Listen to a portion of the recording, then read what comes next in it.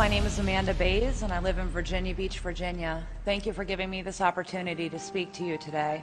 For the past 5 years, I have documented aircraft emitting trails across the sky. I have taken hundreds of videos and thousands of photographs of these persisting emissions. Many of the aircraft I have witnessed appear to be spraying something into the atmosphere. I reached out to local, state, and federal government agencies for information and assistance. What I experienced was disillusioning, to say the least. When I called the EPA, I was told that the FAA handled aircraft emissions. When I called the FAA, they told me to call the EPA. I was shuttled from office to office with no agency ever accepting responsibility or accountability. My calls were not returned, nor were my concerns ever addressed. The sage advice I finally received from the EPA was to hire a plane and do my own testing. This was especially disheartening since I had been led to believe that the Environmental Protection Agency was the ultimate protector of the environment. Additionally, the EPA advised me to contact the Department of Environmental Quality for the state of Virginia. Not surprisingly, the DEQ informed me that they do not regulate mobile sources of emissions, don't go to airports, and don't check what is being loaded on planes. As for my request for my yard to be tested for heavy metal, chemical, or biological contamination, I was told that the Virginia DEQ could not use state money to test for those materials. Furthermore, my complaint was in an area that they had no authority to investigate, another dead end. I reported Naval Air Station Oceana military jets for dumping fuel over my neighborhood and spoke with at least 30 individuals at the base. I finally spoke with Terry Chamberlain, head of the environmental office at Oceana. Mr. Chamberlain bluntly informed me that the military regulates itself.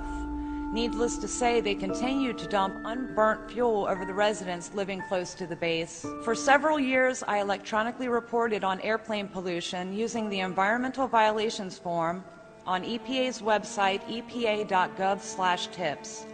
It was referred to me by an ASRC federal contractor working for the EPA. I have always included my contact information on the tip report and identified specific aircraft that can easily be traced. No one from the EPA has investigated any of my formally filed complaints. Since I became interested in the possible dangers of chemical spraying in the environment, I have contacted the Virginia Pollution Control Board, National Weather Service, Oceana and Dam Neck military bases, NOAA, NASA, the Department of Defense, Brookhaven National Laboratory, the Department of Energy, the Department of Homeland Security, FEMA, the Health Department, the Department of Travel, countless federal agents and operators, the Virginia Beach Police Department, and even the White House, all to no avail. To date, no one from any agency has investigated my complaints.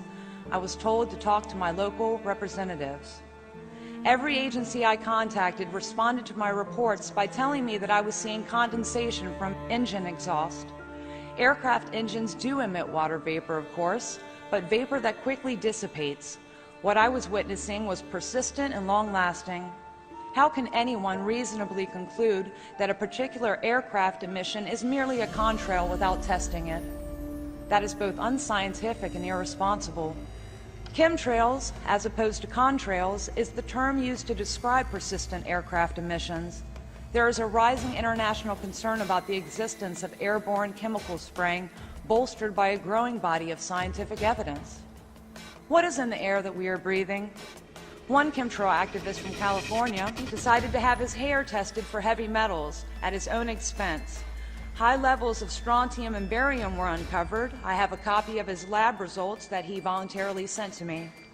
I will post this document on my Facebook page, Madison Star Moon, following this hearing. Did this contamination come from chemical spraying?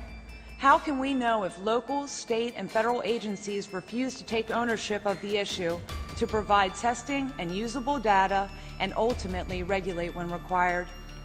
The whole burden of investigation cannot rest with the EPA. It must be shared with other agencies and Congress.